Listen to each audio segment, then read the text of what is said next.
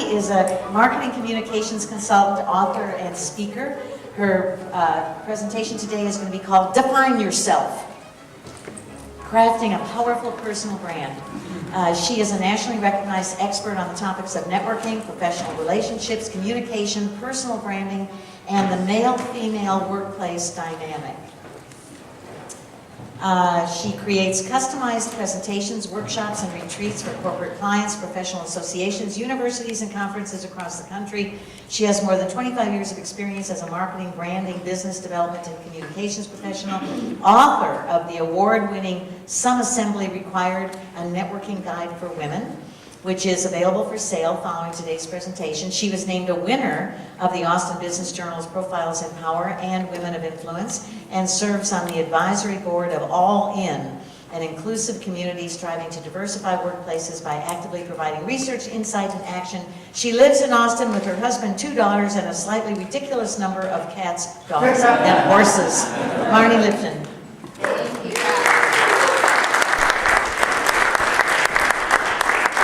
Good morning, everybody. Good morning. I just want to congratulate you first and foremost for being here. Showing up is half the battle, I swear. And I think the topic today could not be more perfect than for people who are in transition. Whether you're in a position and you want a better one, whether you are looking for a new opportunity, whether you are new to Austin, I believe that all of your soft skills, which by the way, are the cornerstone in having a long-term, successful, and satisfying career, the soft skills, which they don't spend a lot of time teaching, right? I believe that it really begins with that foundation of reputation. And that is really what having a powerful, effective, impactful brand is all about. It's all about building and communicating a reputation. And we're going to walk through that process today. So as a speaker, I like to think of myself as having conversations. So I invite you to ask questions throughout the presentation. Kathy, do you want me to do a hard stop at 11:30 or should I do 60 minutes? You can go on. We have to do a hard stop by no later than 11:45. Okay, perfect. So here's my first awesome tip of the day. If you need to leave a room early, how do you do it? Let me tell you how not to do it. Don't try to sneak out like you're some sort of a cat burglar, because if I do this,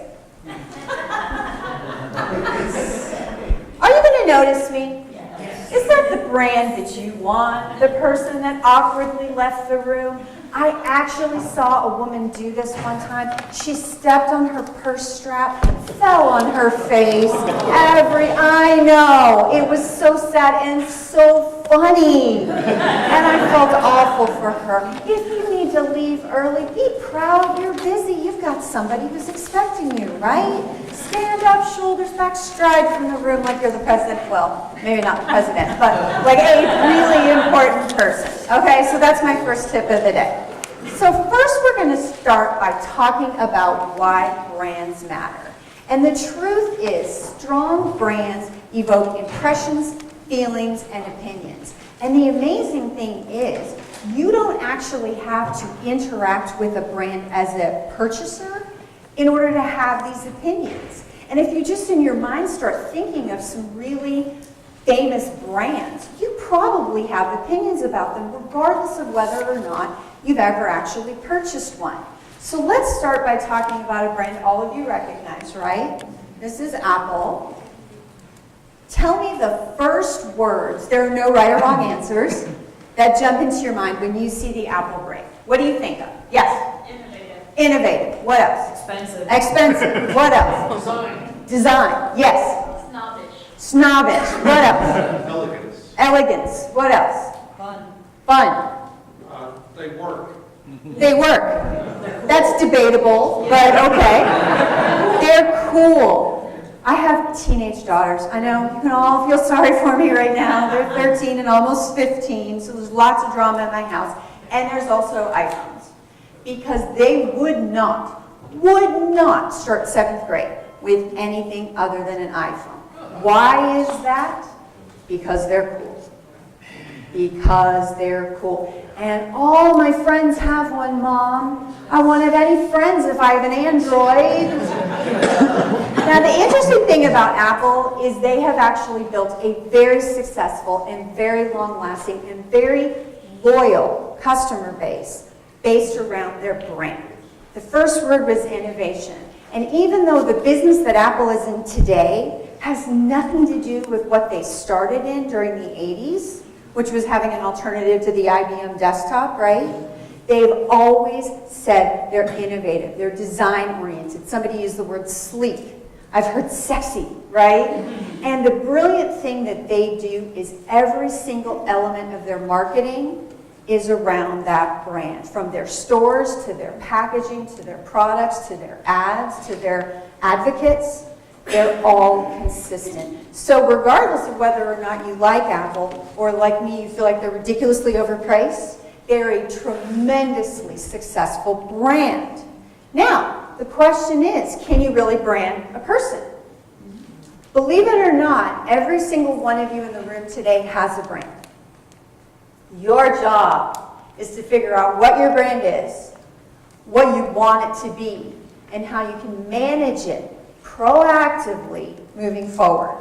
And at the end of the session today, I'm going to give you 5 steps that you're going to follow that are going to help you make that happen. Because your brand, like Apple, can be one of your biggest assets. You just need to think about it. You need to be strategic about it. And you need to commit to managing it. Does that make sense? Okay. So can you really brand a person? Of course you can. So let's go through the same process with my dear friend, Oprah Winfrey. What's the first thing you think of when you see Oprah? Success. Oh yeah. What else? Confidence. Charity, I think I heard somebody say. I'm sorry? OWN, yeah. Do you know what OWN stands for? The Oprah Winfrey Network. What else do you think of? Spiritual, good. Influencer, huge influencer. In fact, have you ever heard the term the Oprah effect? The Oprah effect is one of the things that political analysts have identified as a key factor in getting Barack Obama into the White House. He is the only political candidate she ever advocated for. And a lot of people feel like that was a huge influence on voters. When I first started going through this process of developing a brand for myself as a speaker, I had been a marketing communications consultant primarily for lawyers. I know, you can feel sorry for me there too, my entire career. And when I decided to really focus instead of as a consultant, more on being a speaker, I had to rebrand myself, right? And one of the things I did was say, who are people that I admire and I want to emulate? And then it's figuring out what it is about that person that you like. And so I used Oprah. She's not really my mentor. She's just kind of my goddess.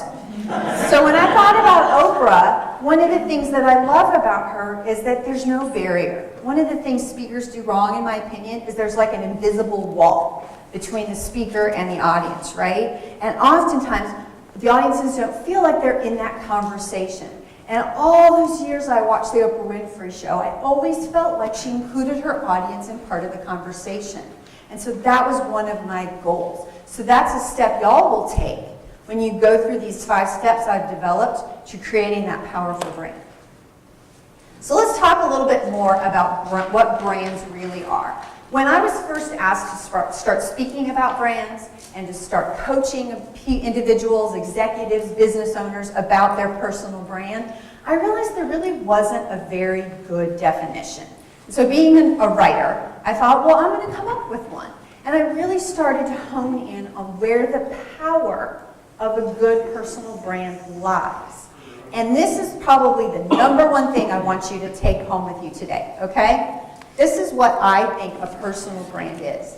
It is how you answer the question, what do you want to be known for? What do you want to be known for? So you notice that's very different than who are you or what do you do? You know, that question that everybody asks, so what do you do, right? One of the hardest questions to answer. That's not your brand. Whatever your degree is in, whatever your experience and specialties are in, those are important, but that's not your brand. Your brand is if I walk up to somebody who knows you and I say, tell me about Sandy. Is there a Sandy in the room? Okay, just checking. What do you want her to say about you, right? What do you want Sandy to tell me about you that is going to make me want to learn more? That's where the power of a brand is. Now let me give you the key to this. Your brand is built on experiences and perceptions.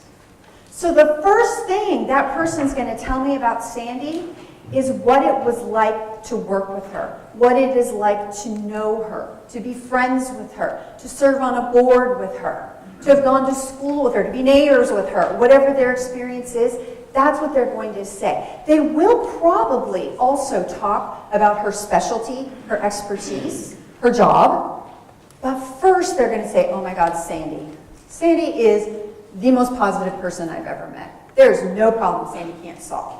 Oh, and by the way, she's a blah, blah, blah, right? Or they're going to say, oh, Sandy, yeah, Sandy, I worked with her in the past. We don't work together anymore. I'm not sure what she's doing these days. That tells me volumes right there, right?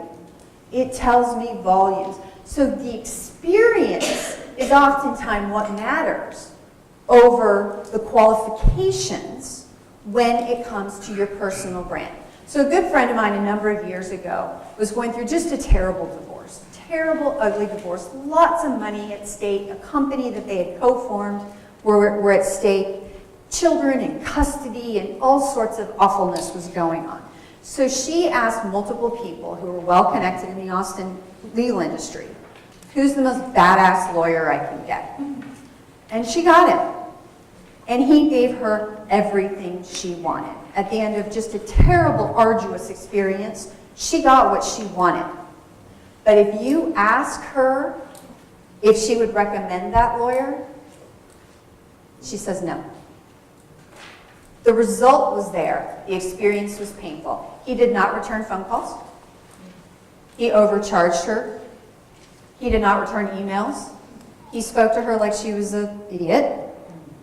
He didn't listen to her. He didn't explain the process to her. He didn't feel like he had to communicate with her the status of things.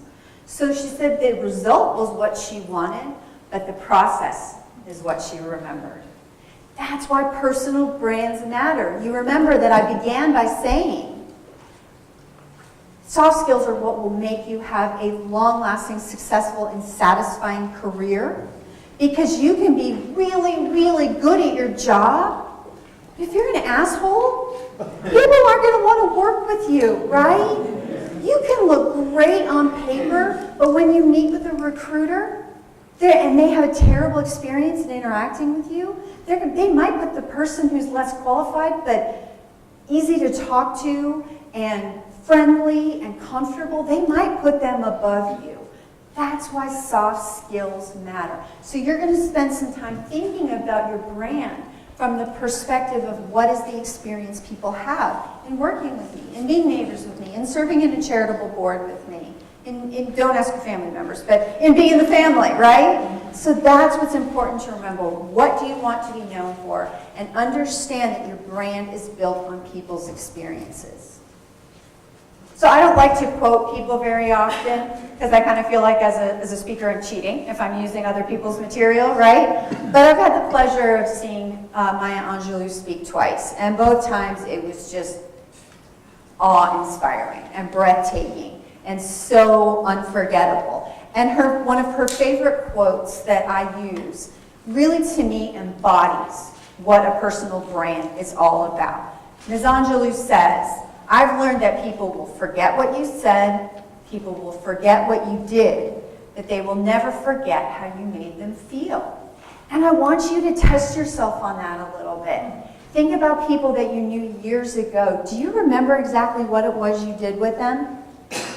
But you probably get a feeling, right? Do you smile? Do you frown? Do you nod? Do you cringe, right? You remember what that experience was like. Coworker, a boss, a customer, a client. That's what really matters. And so that's why the personal brand is something you need to think about. And that's why your soft skills are so important. And the good news is they're all improvable. I'm not sure that's a word, but if it's not, I just made it up. You can improve every one of your soft skills, your demeanor, your communication skills, your conflict management. All of that you can get better at, and that's ultimately going to help you in your career. Isn't that a wonderful quote? Yes. All right, let's talk a little bit more about personal brands. They must be, in order to be effective, they must be authentic, distinct, and consistent. Authentic, distinct, and consistent.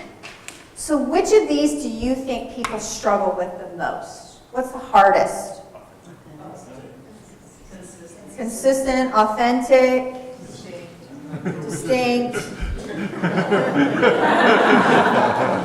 That's awesome. You're all right. You're all right. Yeah, that's kind of a trick question because they're all important. Generally, audiences tend to gravitate towards consistent because they know that they're not, right? I think you're more consistent in your brand than you realize. Think about it. Are you the same person at work that you are at home? With your friends, as with your coworkers? If not, that's a really big problem. If you pretty much are, that's okay. Now, you might obviously be perhaps a little more reserved, a little more professional with your coworkers than you are with your buddies when you're drinking beer and watching the football game, right? That's normal. But your overall personality, the way that you interact, should be consistent. Because if it's not, that's a really big problem. But I do agree with that knee-jerk of, oh, we're not consistent, in that we don't think about managing it proactively. We don't think of it as a part of our career battle gear, if you will, right? It's just kind of something you don't really think about. Now, one of the times people often do is when they're looking to make a career change. Then they start thinking about, how am I presenting myself? How are people perceiving me? What do I want to be known for? Maybe not in those words, but we do tend to think of it at points in our career, but not consistently. And it really should be something that you're thinking about as often as you're thinking about building your network and keeping up with your technical skills. So authentic is obviously critical. I bet everyone in this room right now can identify somebody that they've worked with.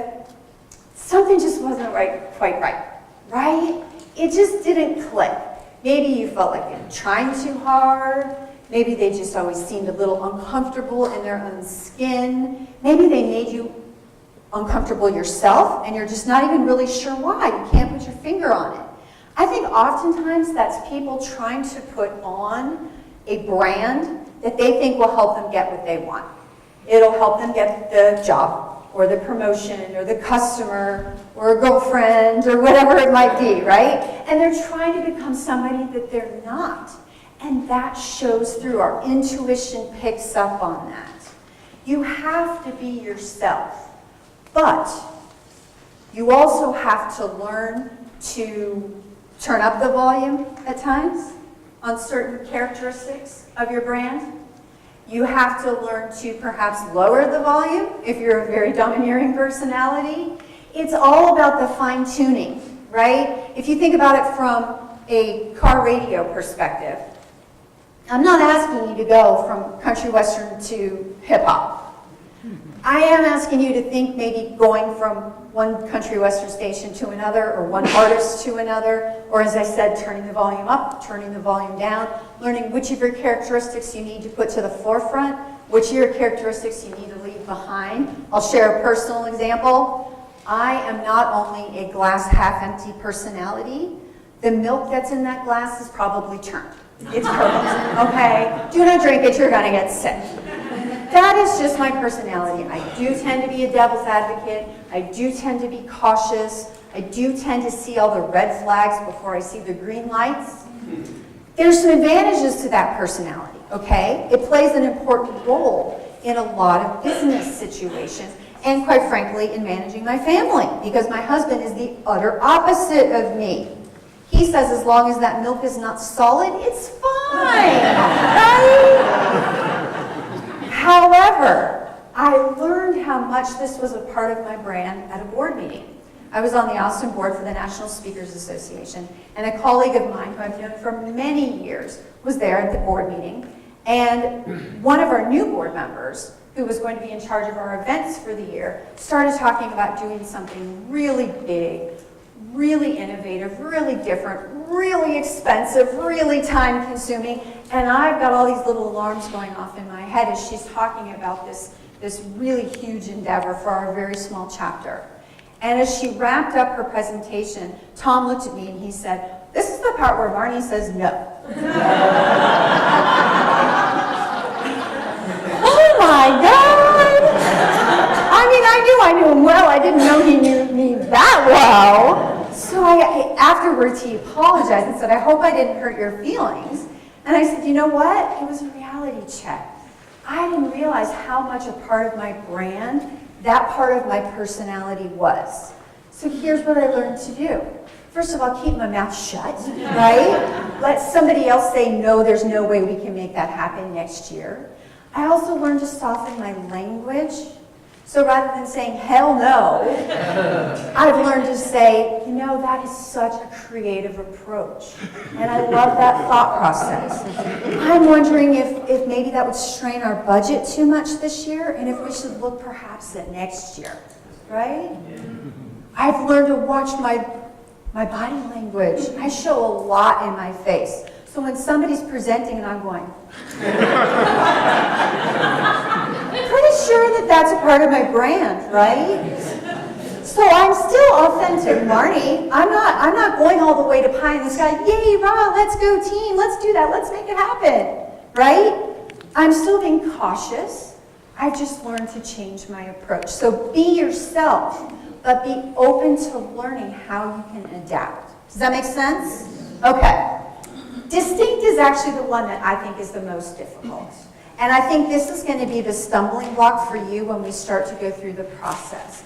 Because what can you say about yourself, about your capabilities, about your personality, about your characteristics that is truly different, that's memorable, that's going to make you stand out from all the other candidates that maybe have the same more or less degree and qualifications and experience that you do, right? What makes you different? And the good news is, if you're not really sure, one of the steps is going to tell you how to find that out, okay? But I think distinct is the one where people struggle because they don't know how to set themselves apart. And let me give you a key right now. Being smart is not good enough. I speak to lawyers all the time, and I always ask the question, is anyone in this room smart? And man, 180 hands shoot up like this. And I say, exactly. Every other lawyer in this room is smart too. What makes you different? What are you the best at? Is it listening to your clients? Is it getting your team all, I love this guy, getting your team all moving forward? Is it taking a really complex problem and breaking it down into manageable chunks? That's the questions I want you to start asking yourself. What are the skills that make you different, unique, stand out? Does that make sense? Okay, so your brand must be authentic, distinct, and consistent. Let's look at an example of that. So, I don't care about your political leanings. I don't care about your opinion about President Trump. The reason I use this example of a brand is that he is very successful as a brand. Do you believe he's authentic to himself? Yes. Is he different from other political candidates? Yep. And is he consistent? Just ask Twitter, right? So you don't have to like the brand or like a person for it to be effective. And sometimes I think that that's how people succeed, is by having a brand that is maybe controversial, but unquestionably distinct, right? He won the election for a variety of reasons, but the biggest one is because he was different, and America wanted different. He got that, and he leveraged that with his brand, okay? So this is a really big example of a brand. Obviously, you need to take it down to your own world, but it's a really good example about you don't have to be likable to be an effective brand. You have to be authentic, distinct, and consistent. Okay. So let's talk a little bit about some of the elements of a personal brand. Your experience and skills are important. I don't mean to downplay that. I don't mean to tell you that because you have a master's, it doesn't matter. Because you have 26 years of experience, it doesn't matter. Because you managed a $300 million project, that doesn't matter. Of course it does. What I am telling you is in terms of a personal brand, it's not the most important thing. And in terms of getting that dream job, it can't be the only thing. Does that make sense? Yes. Are you taking questions? Sure. I'm a little confused about your example, the previous brands versus the example you gave at that meeting, because you said that, sometimes you got to learn to take it Right. down a notch, right? But you have this way of being that you chose to change for some reason, whereas the previous example, there's no apologizing. This is it. This is who I Right. am. This is what I am. Right. So why change in your example, Okay. but not in that? That's a really good question. And it's a fine line of change who you are, then you're not authentic, right? Versus adapting. And so that's all it is. It's learning to fine tune. It's learning to tweak.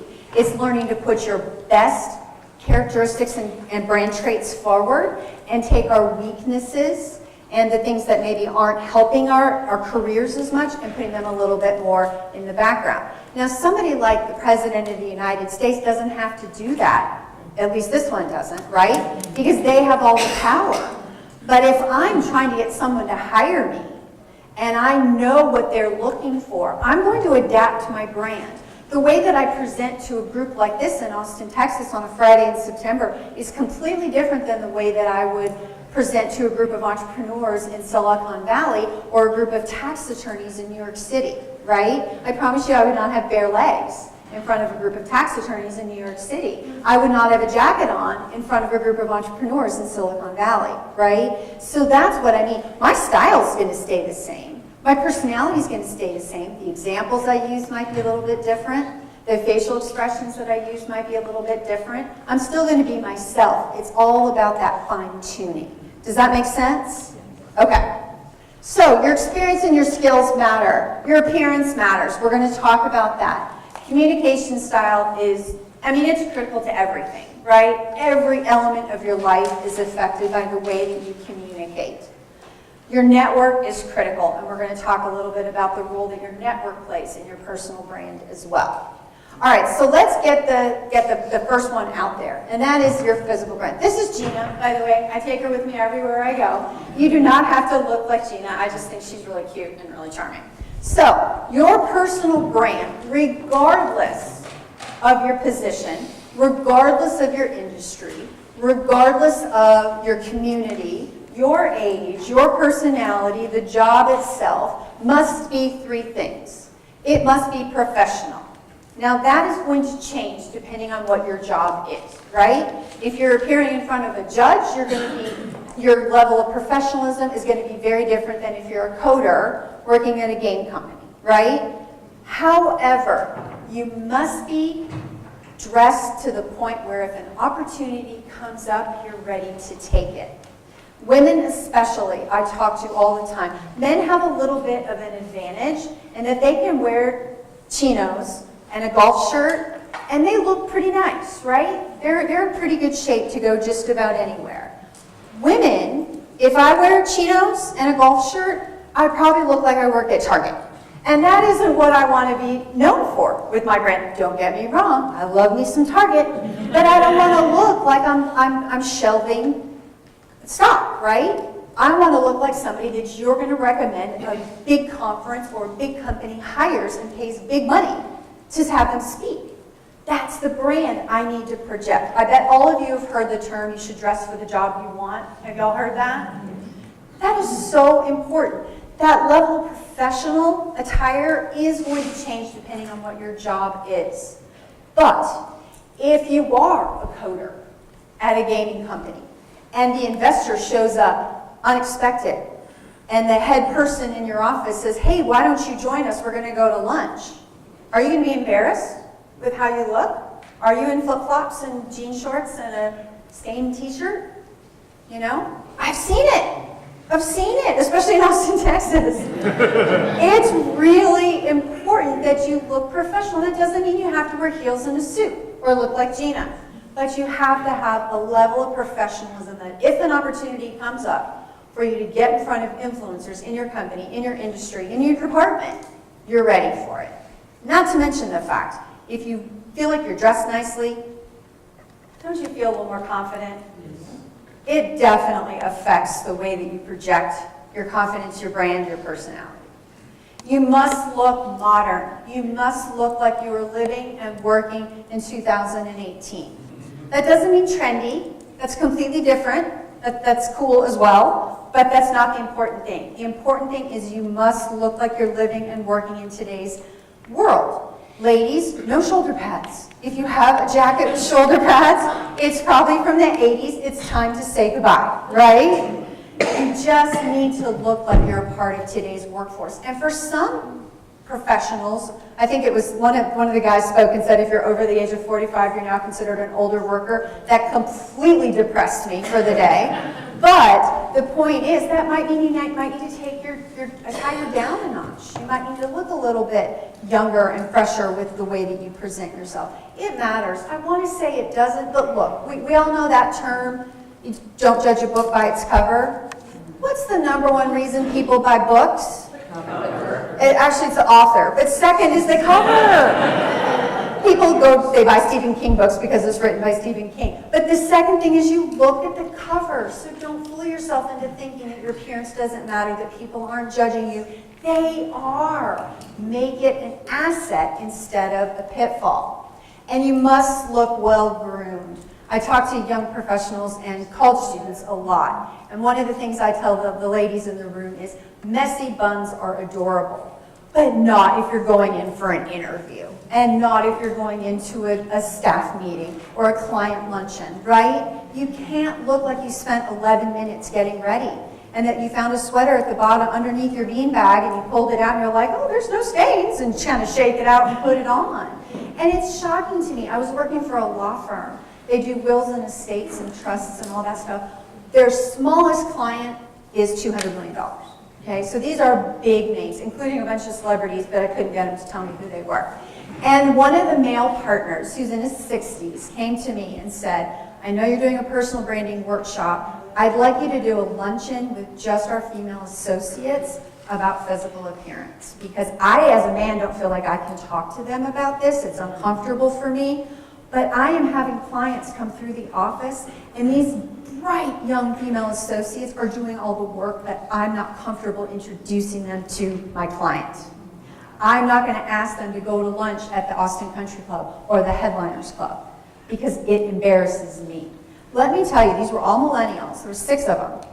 It was one of the most uncomfortable 60 minutes of my life because they wanted to fight me that it shouldn't matter. It's great to say that. Tell yourself that the next time you see your boss and your client walk past your office to go to lunch because he's too embarrassed to take you in wrinkled chinos and flip-flops and a t-shirt with a wrinkled cardigan. That's what these girls were wearing. And they are managing people worth hundreds of millions of dollars accounts, right? Do you see what I'm saying? Now that's a very specific example. But you gotta look the part and you have to look well-groomed no matter what. Okay, so communication is 3-dimensional. Did y'all know that? We tend to talk a lot about verbal and nonverbal, right? And so it's pretty common, I think, for us to assume that that means that communication is 2-dimensional, but it's actually 3-dimensional. It is nonverbal and verbal, but it actually includes, number one, the verbal component, which is the words. It's the words that I say, the words that you hear, the words that you type, the words that you read. The second is vocal, and that's all about tone, right?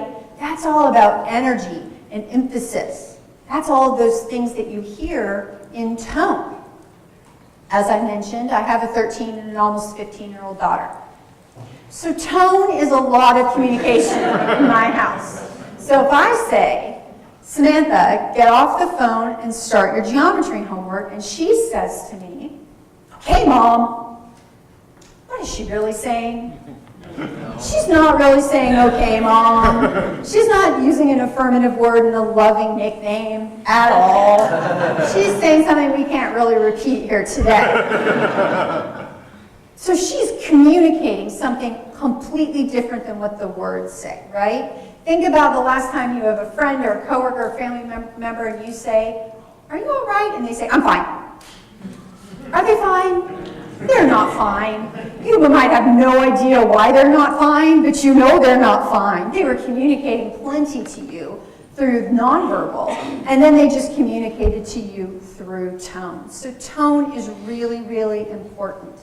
The third piece of communication is the visual component. And these are all the physical cues. So you guys have all known about eye contact, right? And smiling. You've probably been taught that, this is a closed body position. Maybe you've learned that if people step into your space, that's a power move. Did you know that? That's all about power. Ladies, we tend to do something very, very ineffective when it comes to being powerful. We do the opposite of power. We make ourselves small. Watch yourselves if you do this. We do a lot of this. We do a lot of this, we do a lot of this. We make ourselves small. What do men do? They take up their chair, right? They take up their space. It's all subconscious, but it communicates a lot. Another part of physical is simply things we can't necessarily control. Our age, our gender, our size, our race, right?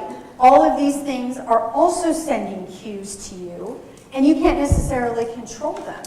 The way you dress, the way you present yourself is another physical communication, and that you can control, which is why I was so encouraging a few moments ago about you taking control of that. So we're going to put these into a pie chart. So I want y'all to tell me, is the verbal, vocal, or visual dimension of communication the biggest piece of the pie? Visual. Visual. Very good. What do you think the smallest is? Verbal. Okay, how small would you guess the verbal component is? 7%. Anybody else? 20? 20? Lots of 20s. Okay. So my friend here has seen this presentation before. Good job. This pie chart has not changed in about 40 years. What has happened during that 40 years? Electronics. That's right. Digital communication has happened. And still, the pie chart has not changed. It does not matter what country you do this in.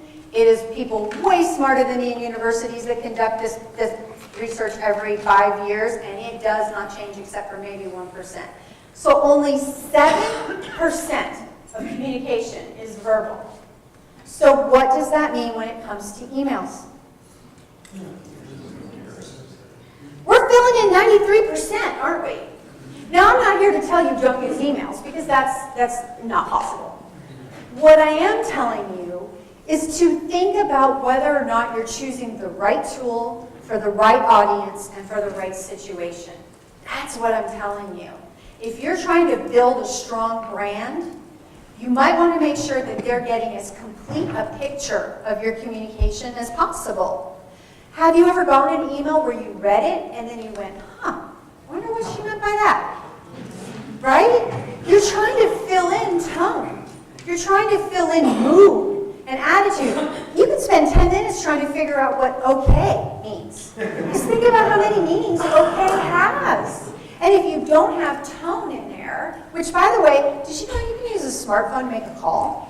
You can talk to people, voice to voice. Isn't that crazy? My daughters have never done that. If you just fill in a phone call, they can hear the energy, they can hear the excitement, they can hear your caution, they can hear your hesitation, right? We get so much more. I realize we can't do all communication face to face, believe me.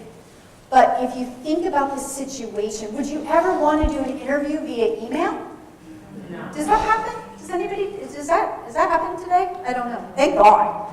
A phone interview is a start, but of course now we can do FaceTime or Skype or utilize all the other tools. My point is, if you feel like your brand is not what you want it to be, take advantage of as many aspects of communication as possible. And if you're not connecting with somebody, literally or figuratively, see if you can add additional elements of communication into the equation. that make sense? Yes. I also feel that if people are more thoughtful in their emails and express a little personality, even when people are so clipped or quick, or Yes. you can make a little joke, or you can refer to something in your personal interaction. That makes the email have more power. I agree. So we can use email far more effectively than we can. So here's a little tip. I give this to millennials all the time, and they are very confused when I do. Start your email with a salutation. Hi, Joe. Good morning, Susan, right? And then end with your name. Say thank you. Say have a great day. Do something a little polite. Absolutely. She suggested, referencing when you met or when you last saw or what your conversation was about. Email can be a very powerful tool. I think we tend to think of it more as an efficient tool, which sometimes actually hurts us. So I think that's a really good point. Yes, sir? Would you say that the physical and visual are probably the least thing that we think about? Unless, of course, you tell us that we're supposed to think about it. But Right. normally, that's probably the least that we think about, isn't it?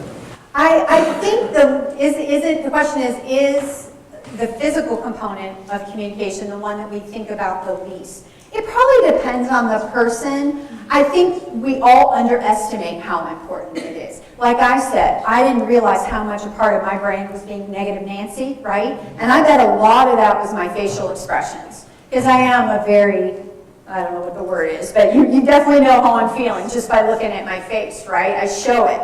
So I think that you're right that people probably spend the least amount of time thinking about it, whether it's how you dress or how you interact with people, just what your facial expressions are. I think the key thing, though, is to realize how much of it. And I do believe that tone is the part that people think that other people don't get, and they're so wrong. Because you can say, well, that's not what I said. Yes, you did. That's exactly what you said. You might have said, I'm fine, but what you actually said was, I am really not fine. I'm totally pissed off at you. And that's because of tone. So people oftentimes will want to just revert back to what they actually said as the only part of communication that matters, and of course that's not true. Okay, branding and your network.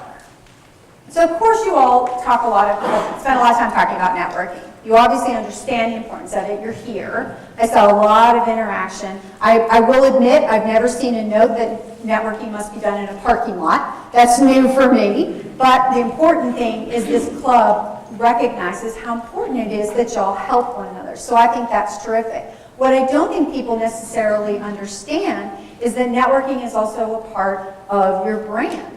The company that you choose to keep is a part of your brand, and people are judging you for it. So what I tell people all the time is look at the leaders in your company, in your industry, in your profession, in your field, and figure out how you can be around them more. Of course your peers are important, and of course it's important to be a mentor and supporter of the people who are below you on the ladder of their careers. But you really need to be looking at the people that you want to be known as being affiliated with, right? We talked about brands, about like Apple and people like that. That's why companies spend so much money getting celebrities to endorse their products, because they want their brands to connect. Well, the same is true between people. So if you want to be seen as an innovator in your field, as a future leader of your company or your industry, if you want to be seen as being on the cutting edge or whatever, you need to surround yourself with people like that. So understand that you are being judged by the company you keep. Your mom was right about that all those years ago. And look at how it reflects you, okay? It must be diverse, yes, yet specific. So one of the things when I talk about networking is that people feel like they kind of get overwhelmed. Like there's so much to look at, to do, etc. And so they feel like they have to meet everyone and go to every organization and every event, and that's not true. You do need to be strategic in figuring out who are the influencers that, in y'all's case, can introduce you to opportunities. But you also need to be diverse. I can't tell you the number of times I've been contacted by people who spent 26 years within Motorola, for example, or Dell, and they lost their job, or they couldn't take it anymore and they quit. and they don't know anybody outside of the company. They lost touch with the people who've moved on. They've never really gotten involved in trade associations or professional associations, and they don't know anybody. So make sure that you're not so strategic that you end up being myopic, right? And also, don't judge people based on their job or the company that they work for as whether or not they can actually help you. Because you never know who they know. That's one of my favorite little phrases. You never know who they know. So they might be an accountant, and you think, how's an accountant going to help me? But maybe the accountant is married to, a IT professional, a high-ranking IT professional, who also serves on a professional association board and knows everybody, right? So you need to make sure that you're not so strategic that it limits. The only way a network is successful is if it is inclusive. And too many networks are exclusive. And I don't mean in a really nice country club exclusive way. I mean in that excluding other people from being a part of it, right? So make sure that you're really stopping and thinking about your network as a part of your brand. Is it helping you? Have you reached out to your network to tell them what you need? That's another part of networking people miss. They look at it as needing lots of people and adding to their numbers, but they don't leverage those relationships that they already have, right? I hope everybody in this room has asked for help at least once in the last week. Yeah? Yeah? Okay, if you're not, shame on you, right? That's what your network is for, is to support you. And if you're uncomfortable with reaching out to a particular member of your network, ask yourself this question. Well, I just don't know if I can reach out to Bob. I haven't talked to him in a couple of years, and I just don't know if he'd be willing to help me. I know he's really busy. Look at it this way. If Bob called you and said, hey, can you help me? Would you help him? If you would, chances are he's going to help you too. And what's the worst thing that can happen? He'll say no. Or he never returns your call, or he doesn't answer your email. So what? So what? You never know who they know. You've got to network up. This is kind of a combination of bullet points 1 and 2, right? It's about being strategic. It's about looking at the influencers and the power brokers in your field, in your industry, in your company, in your community, and figuring out how you can reach out to them. Men tend to be more comfortable at doing this than women are. We're really good at the peer level, but sometimes we're worried about reaching out to somebody that's far beyond our experience and our power. Again, what's the worst thing that can happen? They say no, or they just don't respond. So take a few chances. You never know. When I was pretty new in this field, I went to an event, and there was one particular speaker who happened to have been the press secretary for President George W. Bush. And she was just one of the best speakers I've ever heard. She was natural, she was warm, she was funny, she was thought-provoking. And afterwards, there was about 300 of us in the room. I was too nervous to go talk to her. And a good friend of mine literally stuck a fork in my leg. He was like, just go do it. Take her a copy of your book, just go do it.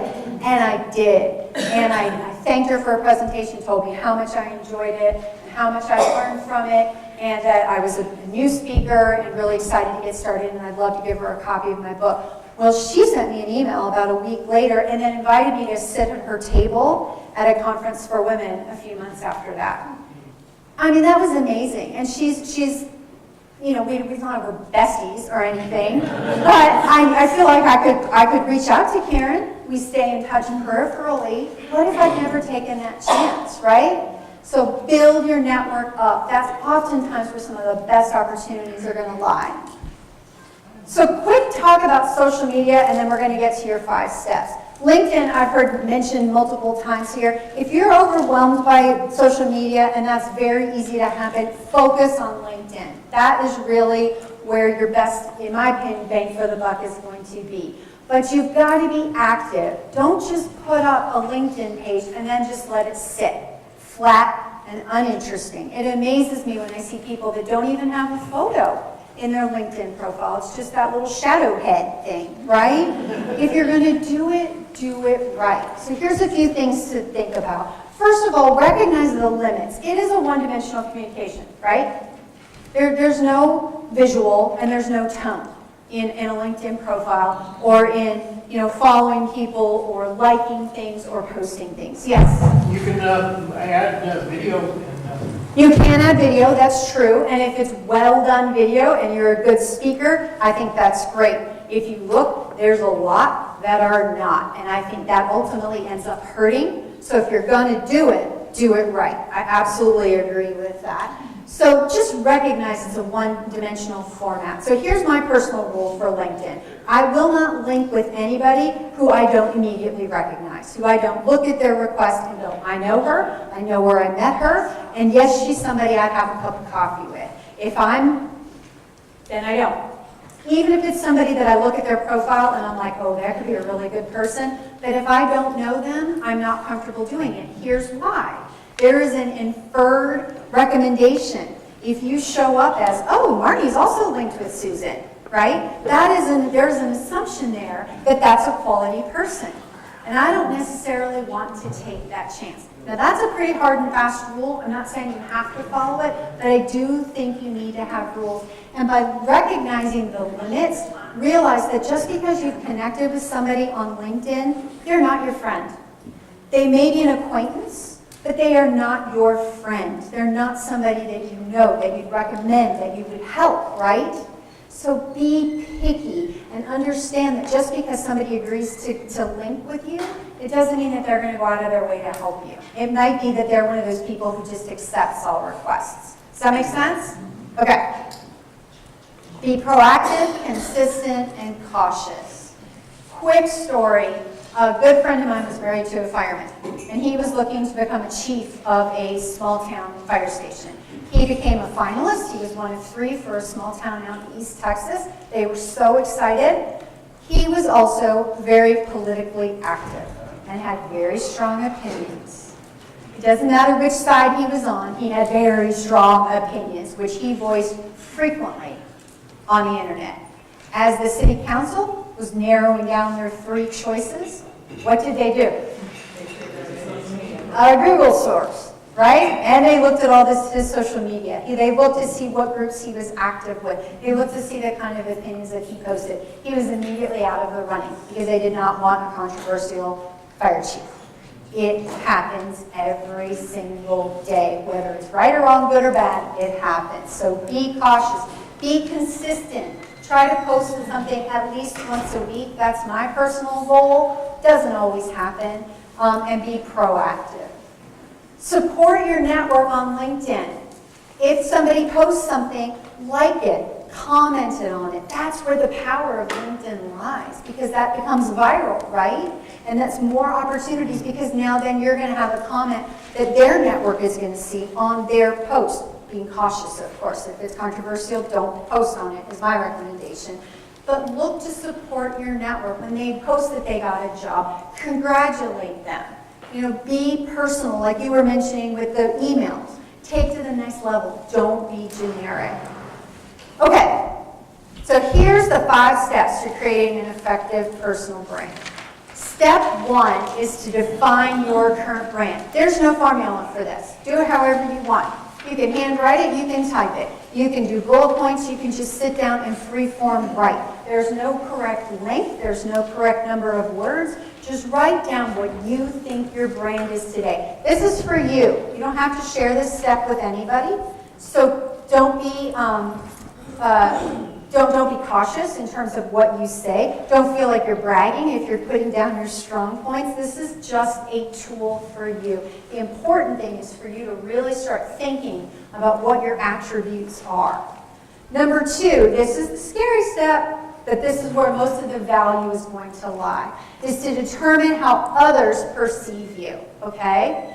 You're going to want to ask around 3 people. Here's who you don't ask. Don't ask a direct supervisor, because they're going to kind of treat it like a performance review. Don't ask anybody that reports to you, because they're going to be terrified in what they should say. Don't ask your spouse, because they are going to be terrified in what they think you should say. Don't ask your mom. She'll tell you you're perfect just the way you are. Here's who you do want to ask. You want to ask people that really know you. You've worked together in the past. You served together on the board of directors. You've been friends with them since you were 18 years old. People that really, really know you. But just as importantly, you need people who are going to be honest. Because it's not all going to be positive. Most of it probably will, but all of it will not. And those are the points you're really going to learn. I am so grateful for Tom telling me that I was a negative Nancy. I didn't want that to be a part of my brand, right? So that's how I learned how to downplay that characteristic of my personality. So you want people that are going to be honest, people who have mentored you. You're still probably going to have to push them a little.